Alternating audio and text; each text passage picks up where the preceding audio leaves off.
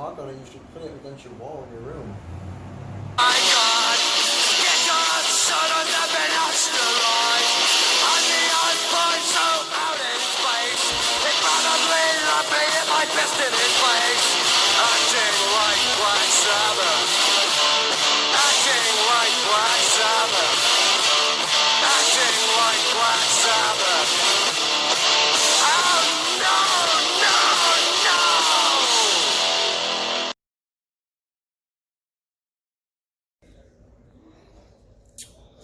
Happy 4th of July, everybody. This is Johnny Reno from San Diego. Welcome to Dope TV. It's time. So, it's 4th of July. I hope everybody's having a good time. I'm sure everybody's out there partying and getting it. And I'm going to go ahead and hold off on part 2 for in a couple days. And we're going to talk about some prison shit. Since it's the 4th of July, we're going to talk about Pruno. We're going to talk about drinking it. We're going to talk about making it. And we're going to talk about what happens when you drink it and make it. All right. Throughout my stay in the system, I fucked with it intermittently. You know, I did some county jail ass shit. Made some pretty shitty batches. But it's about 13 years ago. When I was on a 6-year prison term upstate, I came across a guy that totally laced me up and taught me how to make some pretty good shit. I was in a level 2 dorm living, 100-man dorms, pretty off the hook where I was at. You know, a lot of cell phones, and this was like 13 years ago when cell phones were new inside. A lot of dope, a lot of tattooing, and a lot of wine, and a lot of fighting. And there was this cat that lived across the way from me. He didn't really fuck with many people.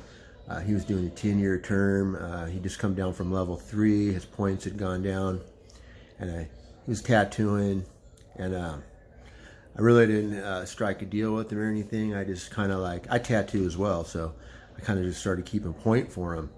And he didn't really fuck with a lot of people. You know, asked me, you need to keep point. He goes, nah, I'm good, don't trip. I don't need nobody's help. Oh, all right, dude, that's cool, whatever. But you know what? I just would keep point for him. I'd be standing up across the way on my locker. I'd be drawing patterns for my stuff. And this dude had all the sick tattoo shit because he'd been down a while.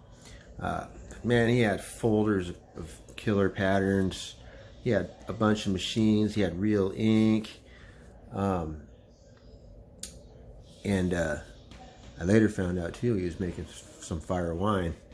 And I just started keeping point for him, like I said. And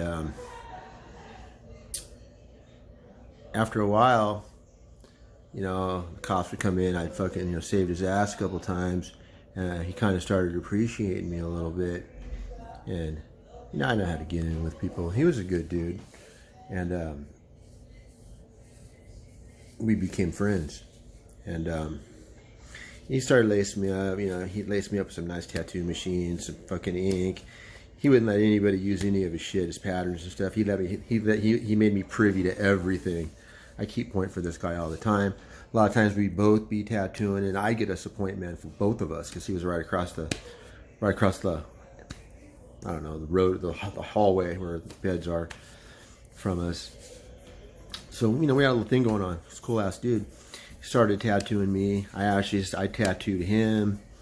And anyways, after a little while, he pulled me into his little wine game. And like I said, I'd made batches before, just, you know, Kool-Aid, fruit, shit like that.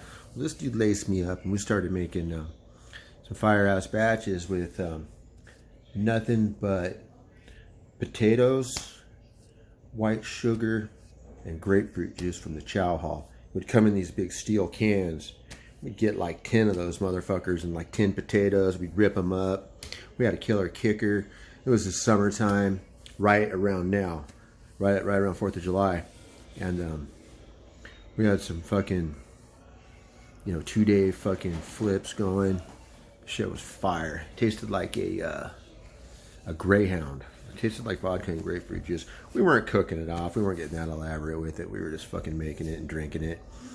We'd sell a little bit, enough to pay for our stuff that we were buying off the guys from the chow hall, the potatoes, the grapefruit juice, the big Folgers jars of white sugar. And that's all we'd use in the whole thing. It wasn't a bunch of Kool-Aid. It was, you know, it was just all that. It was tight. And we probably fucking blasted. Oh, sorry to go back here a second. So we had a deal where every other batch we'd hold it. So he'd hold a batch, I'd hold a batch. He'd hold a batch, I'd hold a batch. So whoever got cracked with it, of course. You know, that's just how it goes. But it would switch it off to where, like, you know, one like week, one of us would have to worry about it. The next week, it would be the other one's responsibility. And we had that going for a little while. We probably made about 30 batches before we got cracked. And it was funny because 4th of July is hot. You know, everybody knows squad comes in, you know, the black patchers and shit. And, you know, they're the ones that come and hit and look for drugs and contraband and deal with gang activity and all that type of shit. Well, our plan was we were going to be ahead of the game. We were going to drink on the 3rd of July. That way we weren't going to fall victim to the police. And, oh yeah, Folgers. Well, the 3rd of July came and went. Our shit was still sweet. It wasn't ready. So, what can you do but wait? So all of a sudden, it's the next day. We're getting ready to pull our shit around like 11. It's like 9 in the morning. They fucking come in like literally like 15 deep. They're hitting everything. This was back when they had payphones, you know, so I get away from my bunk area to not make any heat. And I pretend like I'm on the payphone. I'm sitting there watching them. They totally hit my pad. I had a false bomb in my locker. It's fucking sweet. They hit my pad and left. I'm like, cool, we're golden. Well, guess what? They're almost about ready to leave. One of them comes and hits my locker, finds it. I'm like, fuck. So they come and find me, drag me out, take me down to the program office.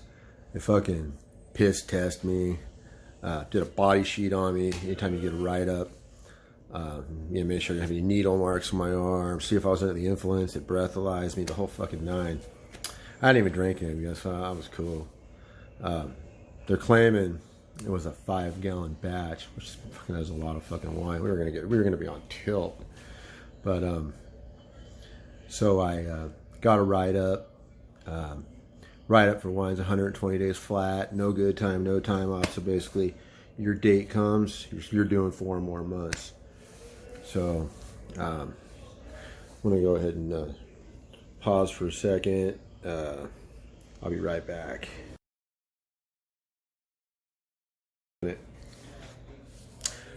All right, ladies and gentlemen, we're back. So anyhow, with that write-up, I also got a DA referral.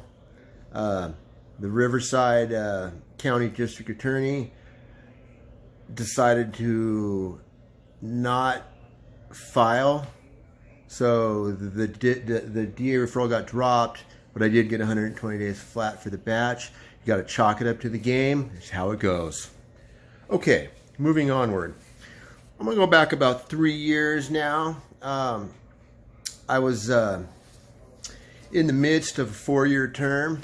I had a cellie that we'd been cellies for a while, and we were fucking around a little bit in the wine game. My cellie was just trying to get any type of head change he could get. So anytime anybody would be making anything wine-wise, he would basically sponsor them and put in, you know, sugars and shit like that. Now, mind you, at the time we were in the county jail, we couldn't quite get the ingredients that I could like before when I was upstate. You know, as far as like potatoes, grapefruit juice, the good shit. So we were kind of like, you know, ghettoing in it with the county jail ass shit. But whatever, it's what we had. I was doing a state local prison term, 4-year term in county jail. Yeah, that shit sucks ass. But anyhow, So shit was pretty active in the building we were in, as far as well, we were active too, but of course. But as far as a lot of people were cooking at the time, you know, cooking wine, and so it got to the point where me and my celly had a pretty good batch going. Our neighbors had a pretty good batch going, which my celly threw in on was for some materials to help them make that happen. And so, and then the guys down the way had a batch going. He was in on that too. He was all over the place. So we all pull at the same time. We're all using the same kicker, basically. We all went up the same day. And going up is when you put your shit together in a bag, you cook it, you know, and then you pull it. You know, you strain it, and then you drink it. I'm not going to get too into that, man. Nobody needs to know this shit. But anyhow, so 3 batches got pulled in one day. It's the morning. It's like 10 in the morning. We've all done pulled our batches. We had the tier tenders delivering shit everywhere, bringing stuff to us. We're shooting stuff out to the homeboys. Yeah, here's a cup for you. Here's a cup for you. Or here's some cups for you guys, you know. Well, me and my celly, we ended up getting shit-housed. We literally drank like 8 tumblers apiece. Tumblers like, you know, a cup like this. And we were on tilt. We were getting our swerve on. It was fucking awesome. And my celly had been kind of not getting along with this other cat in the building too well. They getting in some arguments. In fact, they were cellies for a minute and the shit didn't work out, and they ended up moving. You know what I mean? So dude ended up being my celly.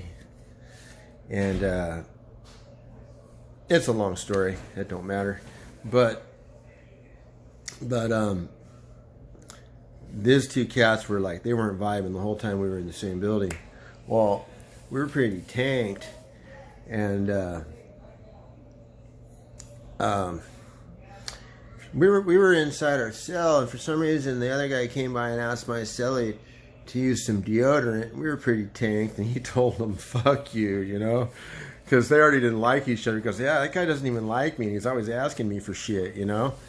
And I'll keep it real, I was buzzed. I was kind of fucking stirring it up a little bit. I'm like, yeah, man, fuck that dude, you know. And I didn't realize I was pumping up so hard. He was really fucking kind of pissed off about this shit. So dude comes down and he tells him, fuck you, you fucking Jew. And my celly was hot, you know what I mean? So it ends up, it's chow time, and he's just like, he's in there pacing in the cell. He's like, I'm gonna whip this fool's ass, you know? So we go out to chow.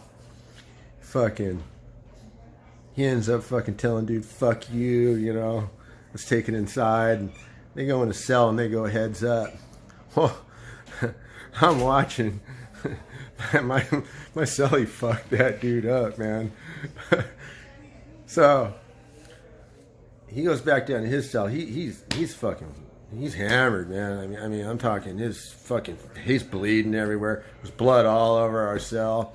We're in there, you know, take our fucking shirts off, take our shirt, we're wiping everything down, fucking, there's blood all over our blankets, we're throwing all our shit in the garbage, trying to clean up.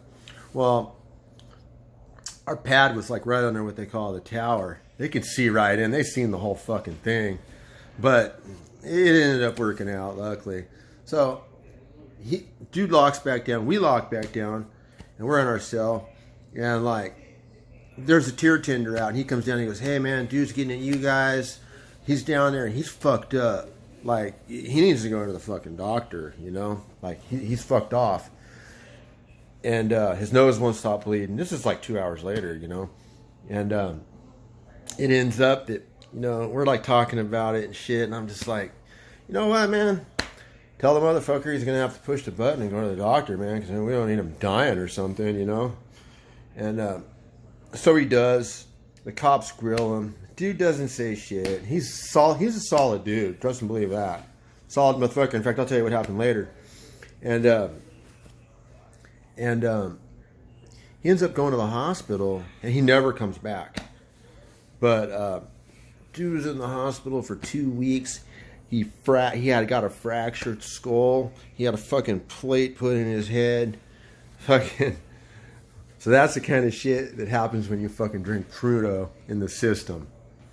Happens a lot, man. There's other ones too, man. I'll get on that later.